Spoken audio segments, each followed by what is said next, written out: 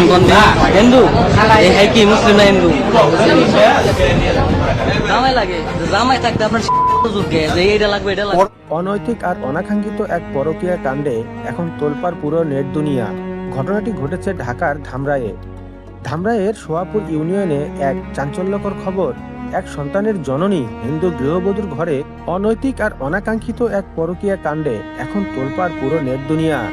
ঘটনাটি ঘটেছে ঢাকার ধামরাইয়ের সোয়াপুর ইউনিয়নে। এক চাঞ্চল্যকর খবর, এক সন্তানের জননী হিন্দু গৃহবধূ ঘরে অন্যায় সম্পর্কে জড়ানো অবস্থায় এক মুসলিম যুবককে হাতে নাতে ধরে ফেলে এলাকাবাসী।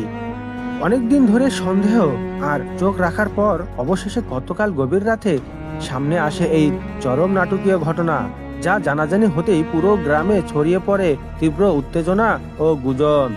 দুলাল চোরের মতো সেই ঘরে ঢুকতেই আশেপাশের মানুষের চোখে পড়ে যায় বিষয়টি। সাথে সাথে স্থানীয়রা একত্র হয়ে বাইরে থেকে তালা ঝুলিয়ে দেয় এবং গৃহবধূর সাথে যুবকের আপত্তিকর অবস্থাতেই আটক করে।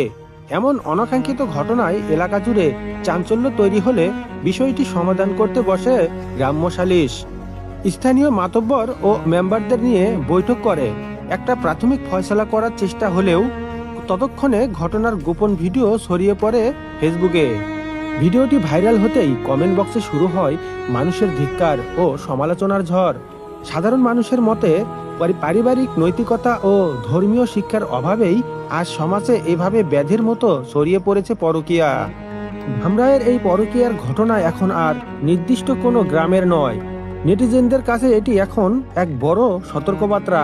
একটি অবশ শিশুর ভবিষ্যৎ আর একটি সুন্দর সংসার ধূলিসাৎ করে দেওয়ার মতো এই অসভ্যতা সামাজিক জীবনের জন্য কতটা বিষাক্ত তা নিয়ে চলছে জোরালো আলোচনা।